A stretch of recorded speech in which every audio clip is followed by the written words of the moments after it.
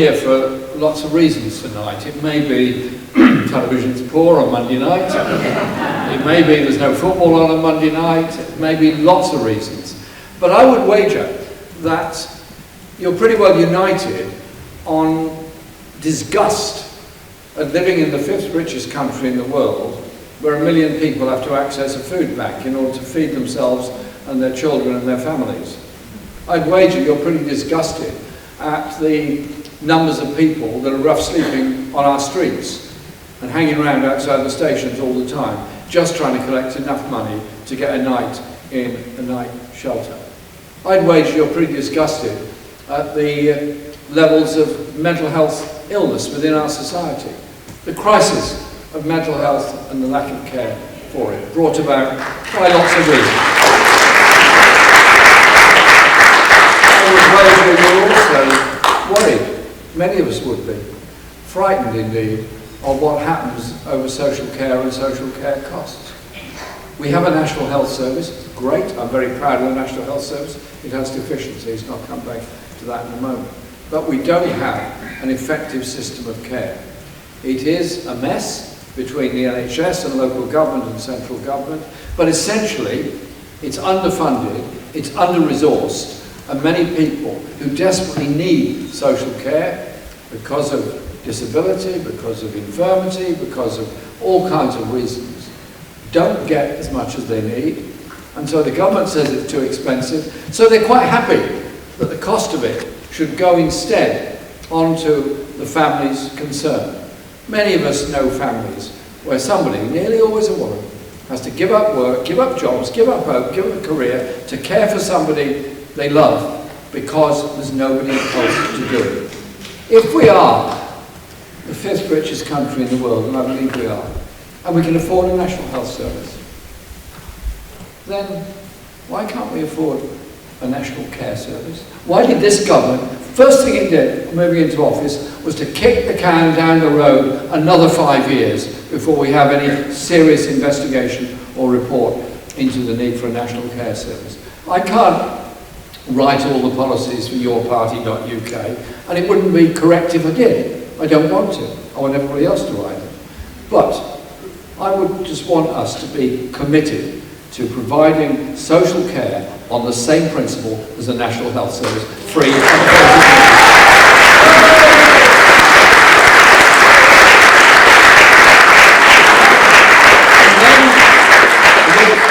the health service itself. I, like everybody here, use the National Health Service. I'm very proud of the principle. I see it as my parents' gift to the rest of us. They fought through the horrible years of the 1930s, and after the Second World War they were determined they would achieve something better, and we got from that the welfare state and the National Health Service. Not perfect, obviously. Nothing is perfect, but the principle of health care free at the point of need for everybody is something that's very important. But it's always been under attack. It's always been under attack by those that want to take money out of the National Health Service and those that want to end the universal principle in order to provide an increasing market for the private healthcare market. Private healthcare has grown massively because some people can afford it. Some people have huge pressures put upon them, with family desperately needing treatment, and sometimes spend a great deal of money getting treatment because they're so horrified at the pain their family members are going through. There's something bad there, there's something wrong there. And then you look at the Health and Social Care Act that the coalition government put through, and you then look at the PFIs that the previous Labour government put through, the Private Finance Initiative, and you begin to see the combination of problems in the NHS. 15% of all hospital expenditure goes on paying the costs of private finance initiative in our hospitals. Think what any hospital, Ealing, mine, anybody's, could do with 15% more money. It's wrong. What we did was, what that Labour government did, was borrowed money on a credit card to build new hospitals and allowed the people that built it to carry on charging forevermore for services, facilities, maintenance and everything else. It's wrong, it's destruction of an NHS, PFI's got to go. Now we've got thousands and thousands of people joining, signed up, coming to meetings like this all over the country. And you've all got knowledge, you've all got ideas, you've all got experience. Every single one of us has got a different experience, different knowledge, different ideas. Bring that together, we can be very powerful. So I'm thinking, why don't we have a group of us, self-selecting maybe, whatever, to look at how we would change, improve and reform health on the principle of free healthcare, universally provided and publicly run and publicly owned. Education needs to be seriously looked at. All of us value education, of course we do. All of us want to see education free from cradle to grave.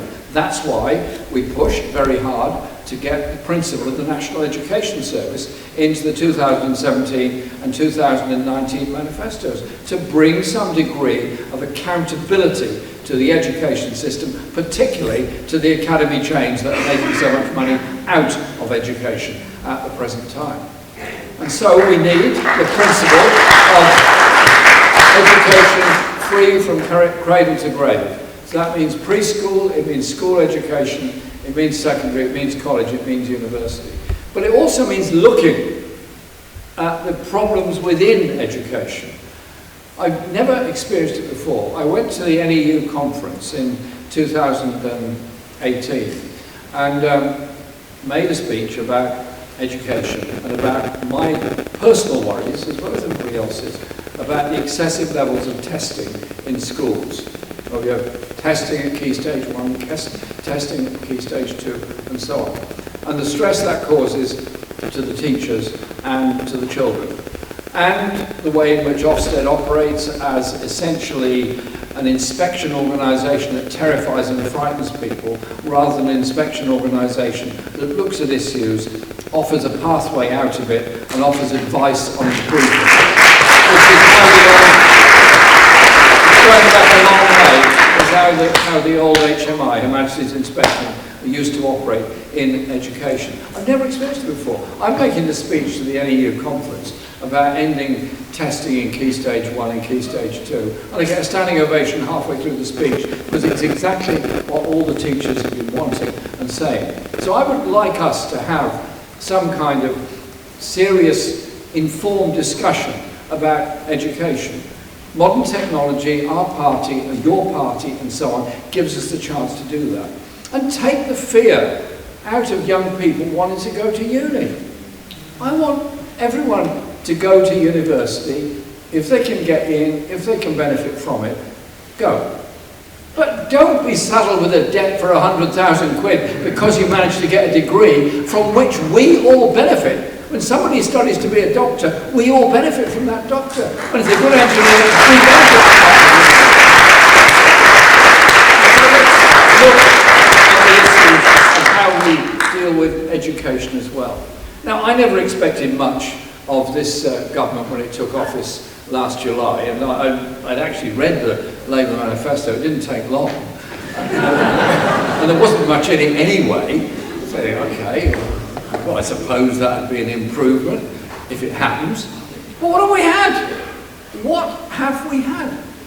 The two-child benefit cap was a sort of kind of 19th century bit of moralism from Ian Duncan Smith. And he does 19th century moralism really well. He should be on television doing 19th century moralism. He's great. And so when he became Shadow DWP Secretary, he took himself off to Glasgow to go to the East End of Glasgow. I thought, well, that's not a bad idea. Go there and listen to people, and you'll find some pretty strong characters in the East End of Glasgow who'll tell you what's what. And you'll also see the most desperate levels of poverty, but you'll also see great levels of community solidarity. That's what Glasgow's like. And so he goes there and comes back to London and said he's seen poverty in Glasgow. Good. Glad you saw it. And he said the problem is the families are too big. And so he proceeded to remove child benefit from any child beyond the first two in a family. Third, fourth, fifth, etc. get no benefit at all. So he's punishing a whole generation of children because They're born into a large family. He's punishing the child for what he believes the parents have created a problem by having a large family that they're not rich enough to maintain in the sort of standard he does, and definitely don't have a second manor house to go to at weekends. And so we have this utter, horrible, immoral piece of legislation there. And the government still hasn't yet removed the two-child benefit cap, impoverishing hundreds of thousands of children in our society. Take it away now, remove it now, give equal benefits to all children.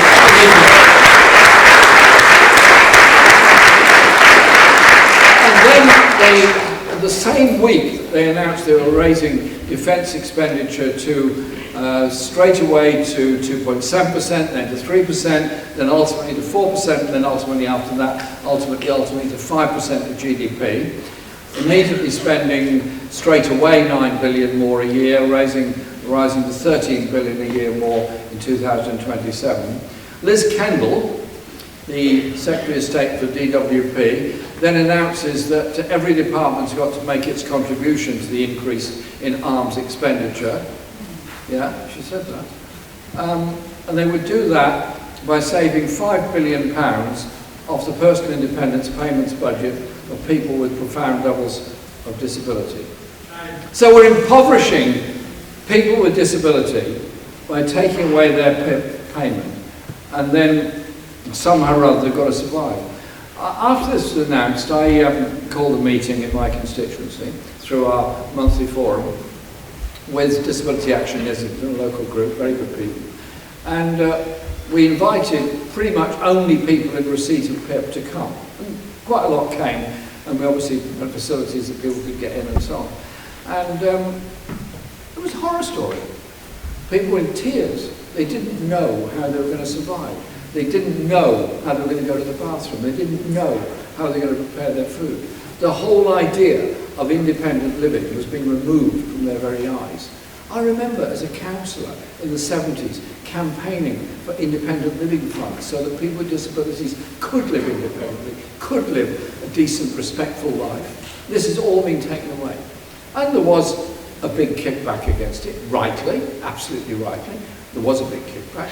And eventually the government retreated on that and finally put the bill to Parliament, which they amended at least 10 times during the wind-up speeches in the House of Commons. I don't think any MP actually knew what they were voting for, but I knew exactly what I was voting against, and I voted against it because what they were doing was saying, well, we won't take PIP away immediately, we might take it away from the next generation, but we'll certainly take it away from the generation after that, and then set up a review which is due to report goodness knows when. Well, I think we should do something ourselves. We should set up a grouping within yourparty.uk only of people with disabilities in receipt of PIP and other benefits. We'll then study and report on the levels of poverty that all families that have any member in with disabilities are living in, and what can be done to improve their lot and improve the lot of people with disabilities in our society to make our society more inclusive. So a commission only made up of people with disabilities be a lot better than some MPs advising Stephen Timms what to say. I know who I trust more on this. Labour MPs have already voted for the cut in PIP, or people with disabilities who are determined to make sure everybody gets treated properly in our society. That's the kind of party we're going to be, and that's the kind of party that I think will have huge appeal. There is so much more to talk about. I just want to mention two more things if I may, then we go into discussion. The attack on civil liberties is very, very serious at the present time. We've got the idea of digital ID coming up, which I opposed ID cards under Tony Blair. We defeated it then, and I think we can defeat this latest scam altogether as well. I really do. I think it can be defeated, and I will certainly be part of that campaign to try and defeat it. But we're also faced with legislation to try to restrict or ban the right to demonstrate. Now, Shabana Mahmood has got some really strange notion that regular demonstrations cause offence to people. Who? She didn't say. but apparently they do. So these demonstrations have got to stop because they're causing regular offence to people by their regularity. Well, one of my friends, Steve Howell, put a very good reply on Facebook. He said, "Can I help Shabana Mahmood to get through this? I'll make it simple for you. Dear Shabana, I'm going to make it simple for you. It's like this. If you're being bombed every night and every day by Israeli forces in Gaza, you are deeply offended by it. You want that regular bombardment to stop. And you need to know there's people in other countries around the world that are with you, not with those that are bombing you. Solidarity is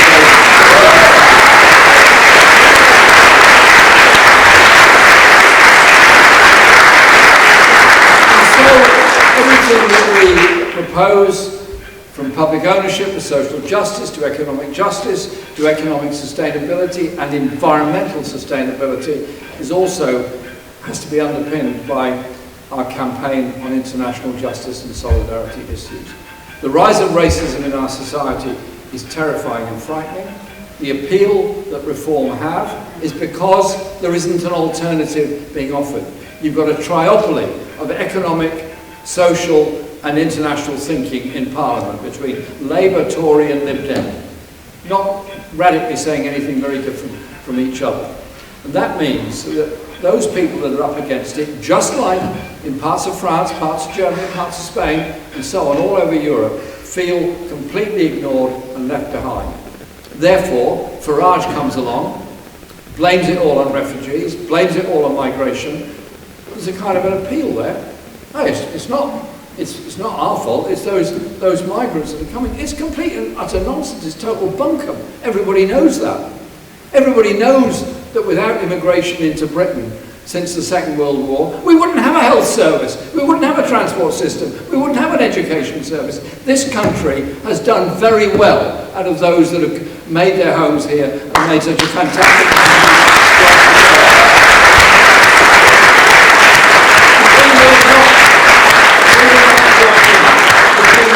We will not join in the demonisation of desperate people fleeing wars, human rights abuse, environmental disaster and all the other things. We will never do that because we are socialists who believe in doing things together and achieving things together, which means standing up for others around the world. That is why this Saturday's demonstration, October the 11th, we're determined to make it the biggest ever demonstration and march in support of Palestine.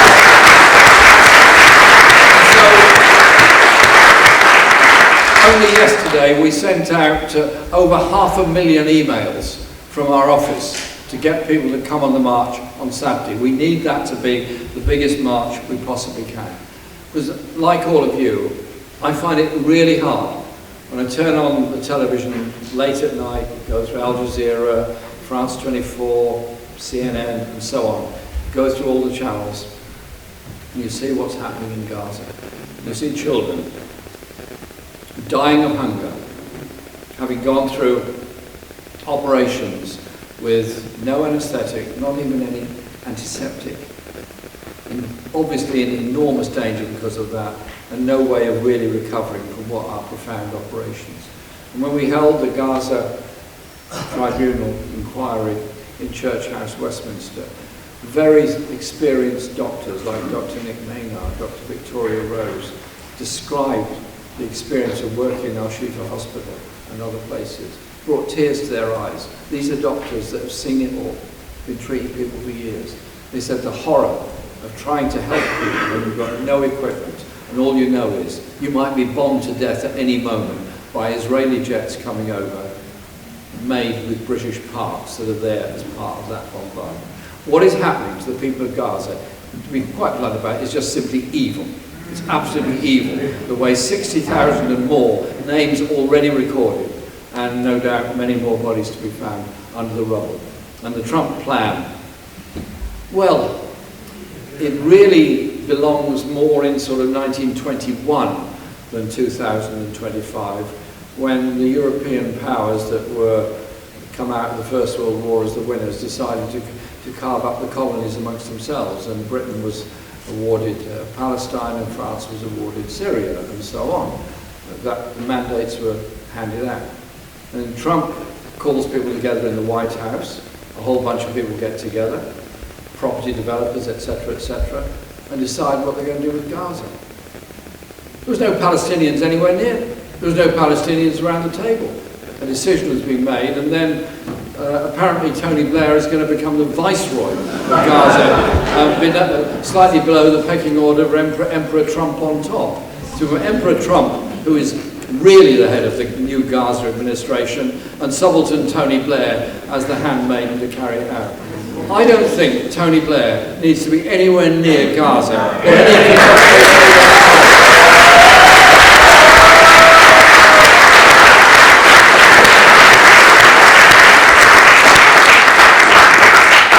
We've seen what happens when you give arms or sell arms to Israel, and what's happened to the people of Gaza and increasingly in the West Bank.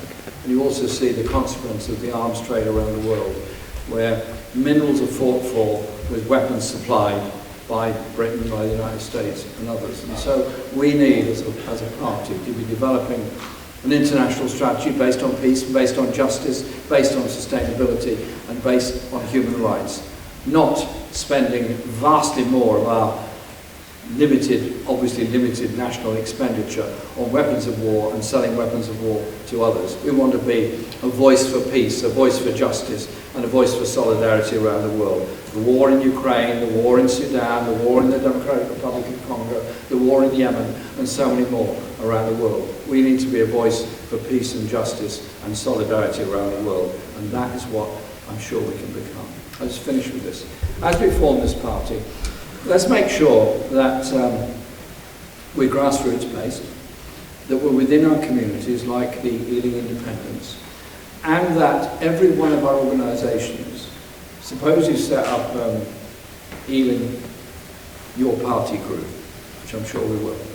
We need to work with the existing independence group, like Ealing Independents. Maybe some will want to merge into your party, some will want to retain their identity, but they're good friends and comrades. We can work that out and work to do it together. We're not in competition with each other. And we need to make sure that our party is welcoming to all communities, recognising that people are going to come in from very different experiences, very different ideas in many ways, but fundamentally around the 5 principles of economic and social justice, environmental sustainability, international peace, and anti-racism. We can bring people together on that. And then we have an open public event at least once a month for every one of our branches all over the country. So the answerability, the accountability is to the local community, where we discuss the campaigns we're going to do. And so, if there's an issue about bad landlords, if there's an issue about the private rented sector, we take it on, and we campaign on it, we mobilise people on it. If there's an issue about traffic, about pollution, about healthcare, education, whatever it is, we take it on. So we are part and parcel of the community. We're not some group that's parachuted in every 4 or 5 years for an election campaign. And you know what? This is going to be completely changing the political culture. Now, when I tried to bring in community organising in the Labour Party, the greatest opposition to anything ever was mounted by the right wing of the Labour Party, by a great many of the Parliamentary Labour Party, and almost the entirety of the hierarchy of the Labour Party bureaucracy. You read the Ford report and the leaked documents, you'll understand what we were up against with all those people. Well, we're not going to have a big bureaucracy that's going to be a problem, so don't worry about that.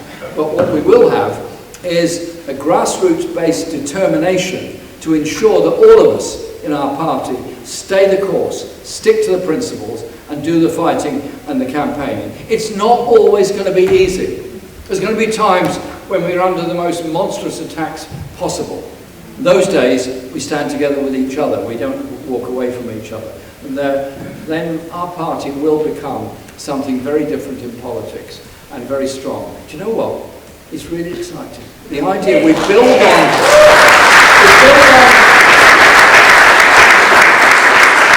the achievements, the great achievements that were in our history. In our history, those great demonstrations, great demands that go back centuries, the way in which the Chartists fought back, the way in which the Red Clydesiders fought back. The hunger marches of the 1930s. The People's March for Jobs in the 1980s. Those that fought against the poll tax. Those that stood up against the Iraq War. All those people that have done so much. And those that are now standing up for our right to protest and our right to liberty. Do you know what? There's a huge thirst for a radical, decent, inclusive opposition to what's going on. Women didn't achieve the vote because MPs suddenly decided it was unfair, they didn't get the vote. They did it because the suffragettes put their necks on the line and did it. The suffragettes were called all sorts of things. These days they'd be called terrorists by this government. Well, I don't think protest is terrorism. I think protest is liberty. I think protest brings about peace and justice for people. Our party is your party. Let's build it, let's make it big, and let's make it inclusive and exciting. Thank you very much.